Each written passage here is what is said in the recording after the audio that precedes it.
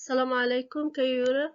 Hello everyone, my name is Nadia and I work as a Wellbeing and EL Coordinator at a diverse primary school in Melbourne, Australia. Welcome to a journey into the heart of a classroom where language, culture and neurodiversity converge.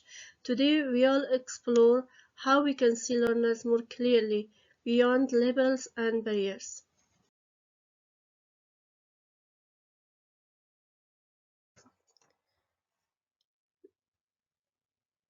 Let's start by stepping into my world, a richly diverse primary school where every child's story matters. Many schools in Victoria are multicultural and multilingual. As the number of multilingual students in Victorian government school is rapidly growing, highlighting the needs for equity. Today, I would like to explore the often hidden intersection between language learning needs and neurodiversity and highlight how underlying learning differences can mask neurodiversity. I will also emphasize the importance of inclusive practices to ensure children do not go unsupported or unidentified. As educators, we often face a tricky question in the classroom. Is this learner struggling because they are learning English, or is there something deeper going on?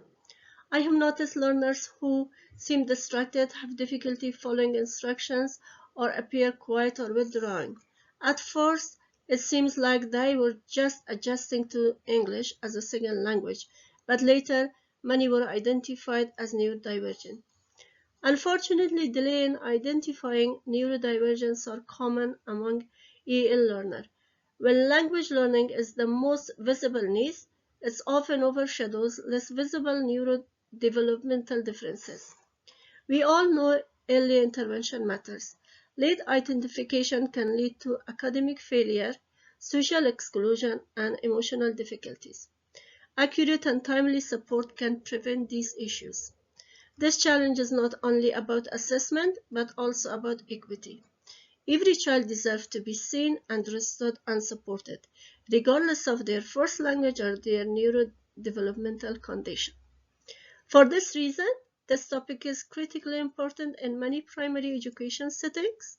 I hope this presentation helps leaders, educators, and special educational need disability coordinators to recognize the need of these students and respond inclusively during their crucial years of schooling.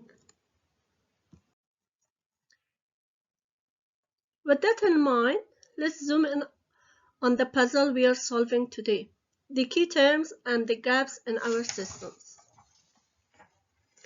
I would like to begin by defining some key terms. EAL stands for English as an additional language. EAL learners often come from multilingual backgrounds and are developing proficiency in English. Some newly arrived in Australia while others were born here but speak another language at home.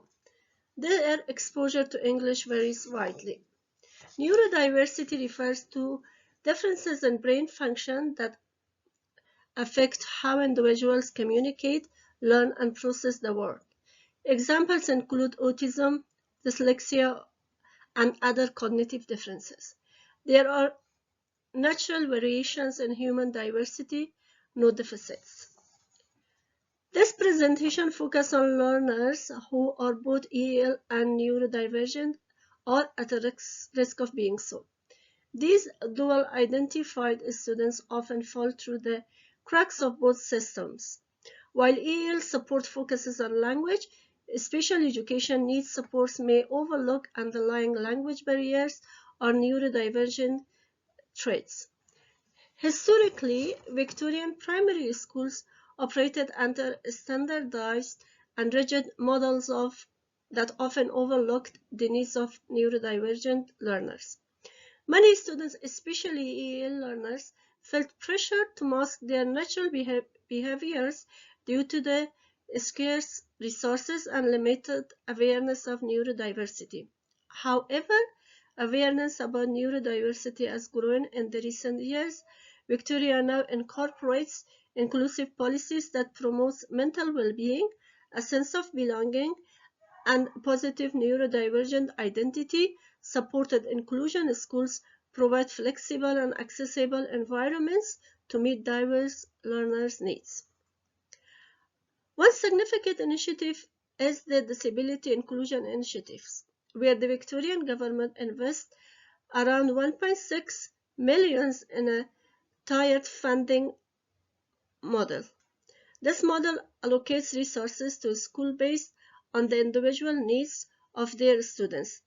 It is designed to reveal a student's strengths and needs while offering appropriate adjustments. Research highlights that traditional special education need assessments are often culturally and linguistically biased, making it difficult to distinguish between actual learning difficulties and language acquisition needs. EAL learners are often under-identified for special education needs supports because standard tests rely heavily on culturally loaded content and frequently ignore the learner's language background. Additionally, EL and special education need pathways in schools are commonly treated as separated systems. This disconnection leads to misidentification and fragmented support, as many assessment reports fail to note the child's first language, which is critical information for accurate evaluation. Before I continue talking about understanding dual barriers, I would like to go through a real life example, and it's about a 11 years old boy. His name is Gus, and he was diagnosed with attention deficit hyperactivity disorder, ADHD, and autism about 2 years ago, which he said changed how he thought about himself, and he was seen as a troublemaker until his diagnosis helped him and his teacher understood his behavior. His story shows how a lack of support and understanding can deeply affect a child's self-worth and mental health. Let me read some of his statements. He said, "At school, I thought I was just that one kid that was always breaking the rules and wouldn't listen at all, when in reality I actually needed some help because I had to try and survive and not break down in the middle of all assessment, and I had lots of pressure and I was trying to get those assessments done." Gus said his teachers struggled to understand his behavior and often thought he was not listening to them. Throughout his time struggling at school, Gus tried to take his own life 3 times due to feeling bad about himself and being misunderstood by others. I think lots of kids that are autistic and have ADHD, like me, have been told they are seeking attention and feel a lot like me in that situation in the school and find it really hard. It made a pretty big difference because I understood why I sometimes feel the way I do and why I do different things like fidget and sometimes interrupting after I was diagnosed, and I knew that I had ADHD and autism, and it changed how I am thinking about myself. Now let's move closer to the heart of the matter, how dual barriers impact learners every day. Historically, both EL learners and neurodivergent students have been under-supported in mainstream education system. For EL learners, support often consists of limited or short-term intervention with the expectation that their English proficiency would improve over time. Meanwhile, neurodivergent students were frequently removed from a mainstream classroom, facing reinforced exclusion and segregated provisions. When a student falls into both categories, their challenges double. On one hand, these students may navigate social difficulties, struggle with attention, and experience sensory overload. On the other hand, they are expected to decode academic content in a new language. This combination creates significant cognitive overload and highlights the importance of understanding intersectionality um, between being EL learner and a neurodivergent learner. A multilingual child from a minority background who is also neurodivergent often faces extra challenges. They are often misunderstood, and part of who they are may be overlooked due to the gaps in the system. Evidence shows that various aspects of a student's identity, such as socioeconomic background, culture, and language, significantly impact their educational experiences. To support these students effectively and try see the whole child, more than standardized tools are needed. Inclusive frameworks are essential. Teachers must apply the intersectional lens and adapt responsive approaches when teaching and supporting AL and neurodivergent learners in mainstream schools. Now let's explore the reality behind the ideas of inclusion, because the classroom is where policy meets practices. While inclusive education is often promoted in policy, the reality in many mainstream schools is quite different. Today, classrooms are more diverse than ever, including learners with diverse needs. All are expected to learn at the same pace and in the same environment. However, fewer schools are equipped to support this level of diversity meaningfully. Research shows many schools struggle to meet neurodivergent students' needs due to the inadequate training, limited staff, and inflexible curriculums. According to the lead researchers, Dr. Fiona Longmuir, while there is a greater recognition of the diverse needs of students, the provision of appropriate supports has not kept pace, leaving school staff to try and bridge the gaps as best as they can. Unfortunately, what is labeled as inclusive approach in policy often translates into exclusive practice. Rigid systems that expect children to fit in rather than adapting to their ways of learning. A recent study found that a lack of trained staff in the EL and neurodiversity intersection leads to incorrect referral, missed learning opportunities, frustration, and insufficient support for learners. Additionally, many classrooms have sensory or physical environments that are overwhelming or overstimulating for students who need calmness and structure.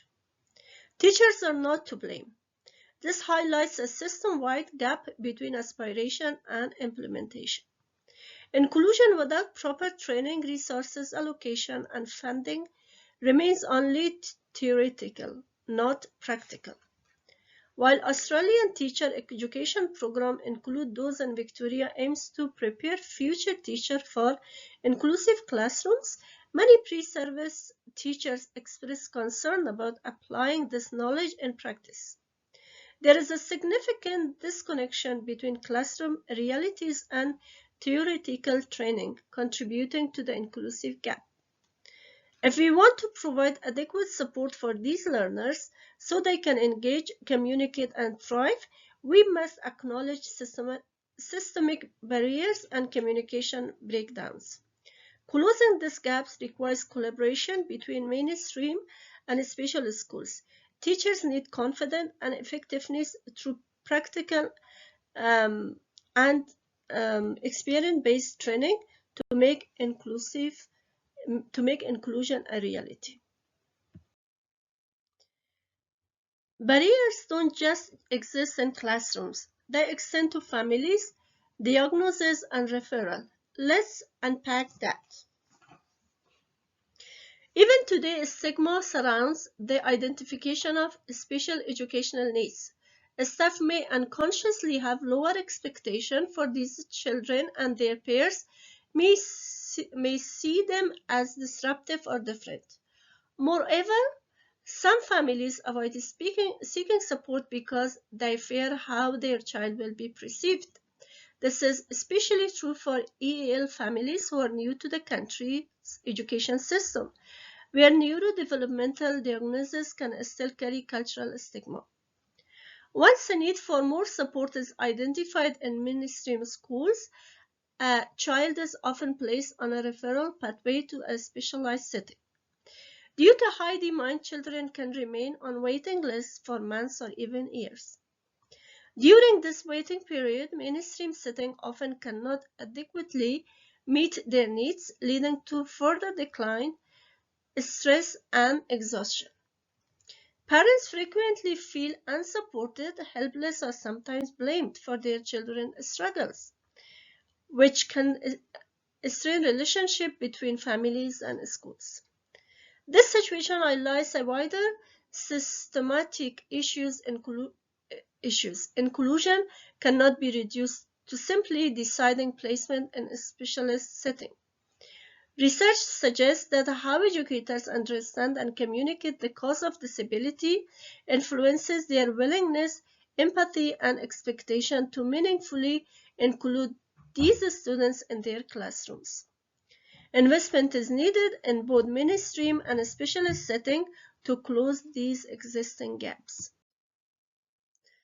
Now, let's confront one of the most critical issues: why misidentification happens and how it delays support.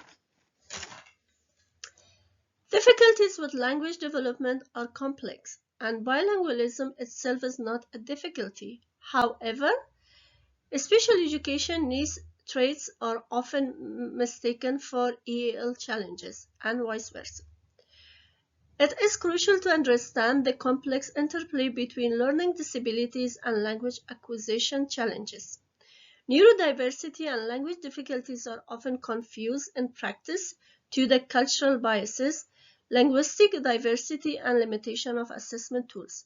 For example, a child who struggles with instructions, speaks little in class, and avoids eye contact might be assumed to be learning English. However, these behaviors could also indicate neurodevelopment disorders. The core challenge is the confusion and misassumption between these two issues. Language delay can have symptoms like neurodivergence condition, which can lead to misdiagnosis and long waiting lists for formal assessment, sometimes lasting 2 years or more. Meanwhile, children may feel they are failure or not smart enough to complete tasks at school. The longer these issues goes unaddressed, and the greater the impact on a child's learning, confidence, and behavior. Therefore, early identification of signs is vital to provide equitable support while children are still developing their English language skill. To address this issue, educator needs more professional development, and assessment tools must be linguistically and culturally responsive. Parents and caregivers should be actively involved, and educational plans should be individualized. There is a strong need for multilingual support, collaborative effort, and attentive monitoring. The education system must evolve and adapt to provide every student with equal opportunity to thrive, regardless of their linguistic or cognitive differences. Let's explore the layer behind why children can be missed even when their struggles are clear. One factor contributing to overlooked learner is teachers' uncertainty about a child's struggles and hesitation to raise concerns, often attributing challenges to just EAL. Educator needs to pay close attention to behaviors that may signal something beyond language barriers.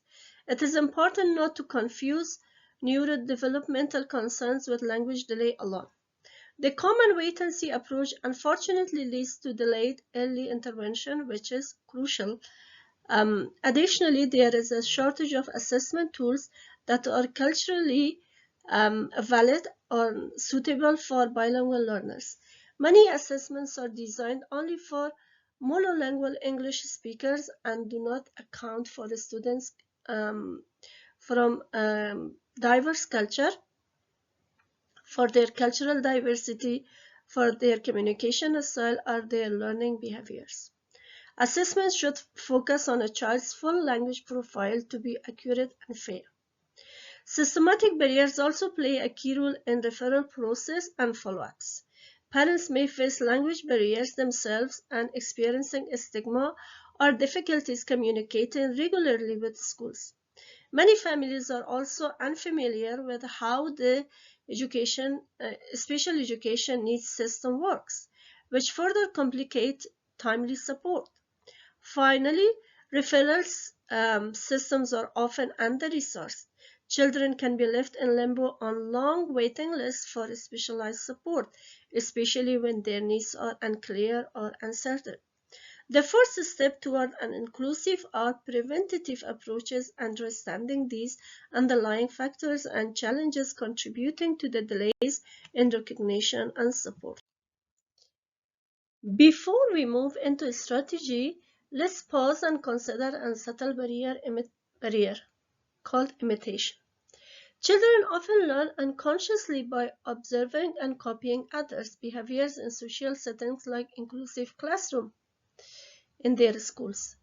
This can include both positive and less typical behaviors, such as echoing speech differences using assistive tools like visual schedules or hand flapping. This copying might come from empathy, curiosity, or a desire for attention. A recent study found that peer judgment strongly influences primary schoolers. Neurodivergent learners are particularly susceptible to peer influences and may try to change their behavior based on others' opinion. This creates a challenge for educators to identify genuine behavior patterns rather than those shaped by peer pressure. When mimicry of neurodivergent behaviors is persistent, it can be misunderstood. Children who imitate the behavior might be mistaken, though, to have similar support needs, which can lead to unnecessary intervention. Misunderstanding this context can cause delays for children who genuinely need support and create confusion among educators and families. To make accurate evaluation and assessment, educator needs ongoing observation across various times and settings, looking for consistent traits that exist independently of peer influence.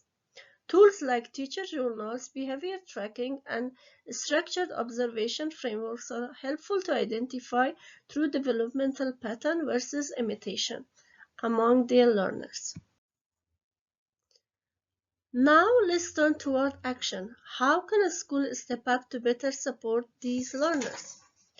For support, to support EL and neurodivergent students effectively, teachers need to collaborate and rethink how they assess needs, moving beyond relying entirely on initial impressions of or one-off tests.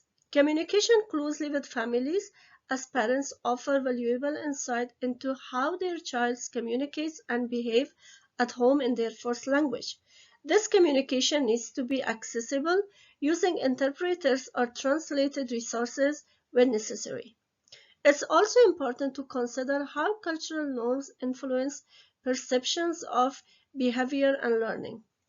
Rather than relying on single assessment, teachers gain a more accurate understanding by observing how a child responds to support over time. Watching how the child adapts to scaffolds, interacts with peers, and participate in various activities provide a more valid and fair assessment of their needs. Collaboration among the special needs coordinators, language and speech specialists, and bilingual staff improves observations accuracy and helps avoid confusion. Besides academic progress, focus should be on ongoing patterns of growth and the level of support a child requires, assessing whether they are becoming more independent or still need significant assistance. Effective strategies require effective feedback. Let's talk about ways to monitor program meaningfully. To monitor effectively, educator needs to look beyond test scores and focus on a learner's day-to-day engagement. Using nonverbal and observational assessment is crucial. Monitoring language development should include both home and school languages. It is important to document classroom participation and social interaction. Simple tools like behavioral logs, observation template, and checklists helps capture a child's interaction levels, attention span, and the type of scaffolds they use. For example, is the child engaged in peer activities or able to begin work independently? These small signs of progress can often be missed by standard assessment. To distinguish whether a child's behavior is due to the language barriers or cognitive differences, input from families about how the child is doing at home is essential. Are the challenges consistent across both language and cultural contexts? Finally, understanding a child's progress and need for targeted support requires combining tools from both EAL and special education need approaches. Teachers should implement various assessment formats such as self-report and direct assessment that reflect the unique needs of EAL and neurodivergent learners. These assessments should follow best practices in progress monitoring and screening.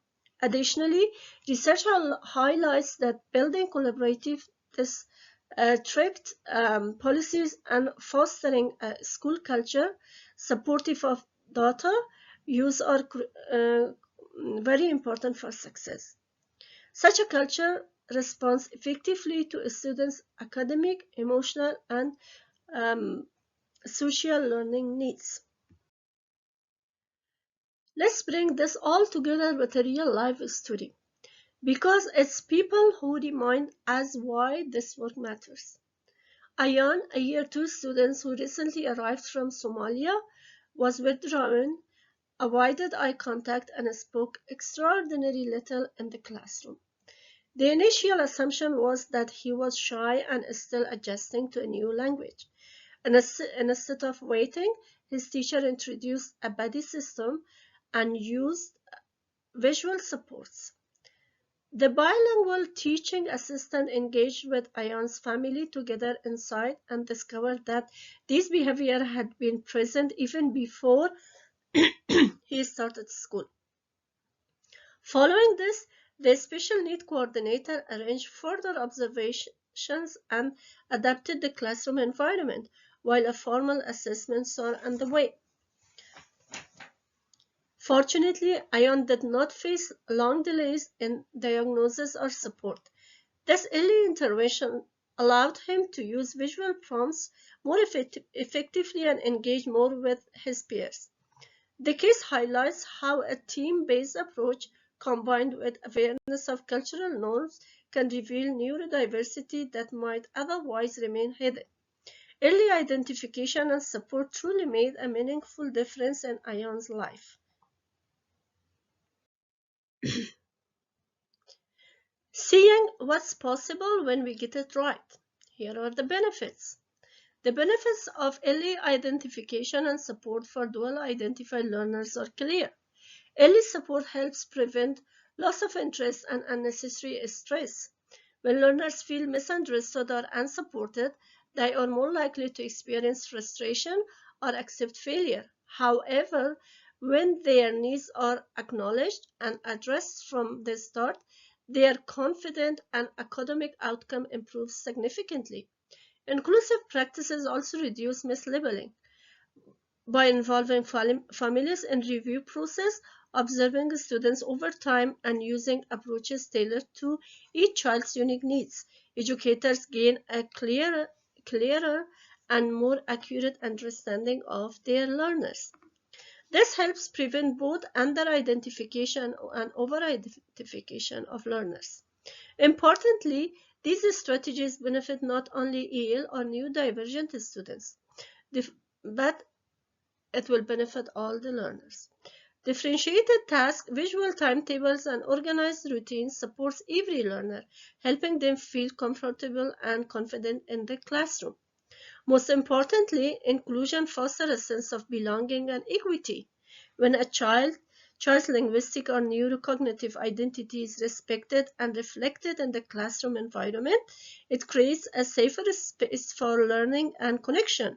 This is not simply good teaching, it's the foundation of educational equity. Of course, we must acknowledge the roadblocks. Let's look at the limitation we face. Although inclusive approaches bring clear benefits, real-world barriers can limit their effectiveness. A key challenge is that many teachers feel unprepared to distinguish between language learning needs and neurodivergence, especially in younger children. Without specific training addressing this overlap, there is a risk of missing important signs of mislabeling behavior or mislabeling behavior. Another concern is that reliance on assessment tools designed for monolingual learners. These tools may not be linguistically valid for diverse students, which can lead to biases, outcomes, or misidentification of neurodivergent traits. We also face the risk of over-referral, interpreting every quiet or socially withdrawn EAL students as being neurodivergent, or assuming all behavioral dysregulation signals a diagnosis, can reinforce harmful stereotyping. Finally, practical realities matter. Inclusive practices such as universal design for learners and culturally responsive educational approach requires time, collaboration, and often additional staffing. In under-resourced schools, meeting these demands can feel overwhelming. Despite these challenges, acknowledging them is not a reason to give up. Instead, it's called to reform system, invest in professional development, and adapt our practices to better serve all learners. Let's give a space to critical perspective because we need balanced, thoughtful practices. Relying entirely on observation can complicate the process further. Observational assessments are often subjective and can vary widely between educators, leading to inaccurate identification and inconsistency. In addition, culturally responsive assessment, the kind of in-depth and ongoing collaboration needed to get this right, is resource intensive for many schools already stretched in terms of funding and staffing. Such approaches may be difficult to implement or sustain over time.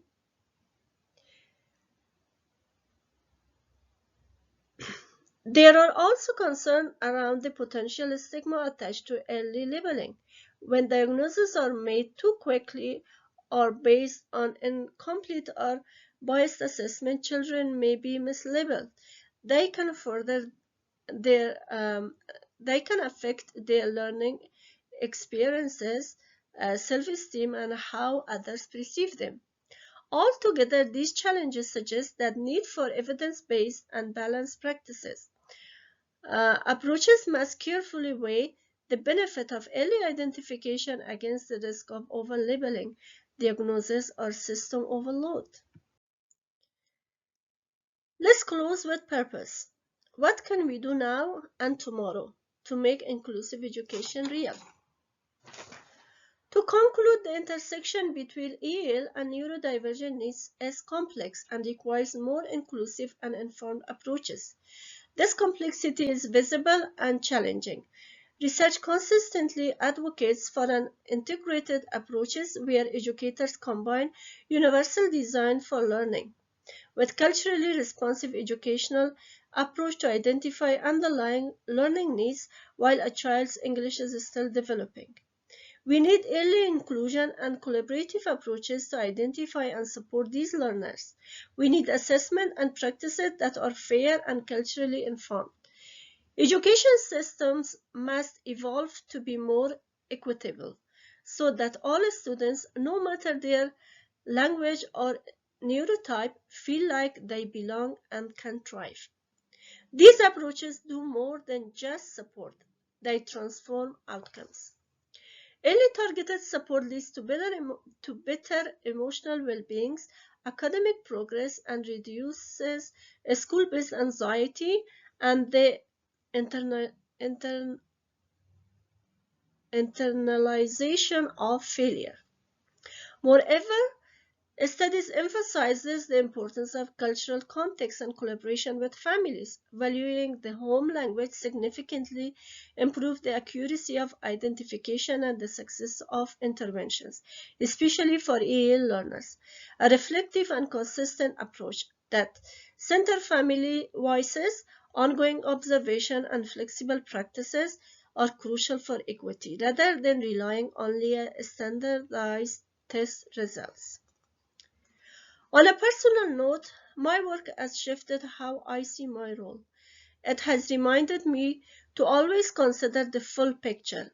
It has challenged my assumption and taught me to stay open and curious. I no longer see language and neurodiversity as two separate traits. I believe in integrated whole child approaches. Collaborating with colleagues and families has made me a better educator. Most importantly, it has helped my learner feel accepted and understood. Small action today can make a meaningful difference tomorrow. So I invite each of you to step up, reflect, and act. Let's advocate for holistic assessment tools, better training, inclusive policies, and collaborative relationships. Together, we can ensure every learner feels valued, understood, and supported. I'm still learning and unlearning every day. Thank you for listening and for your commitment to all learners.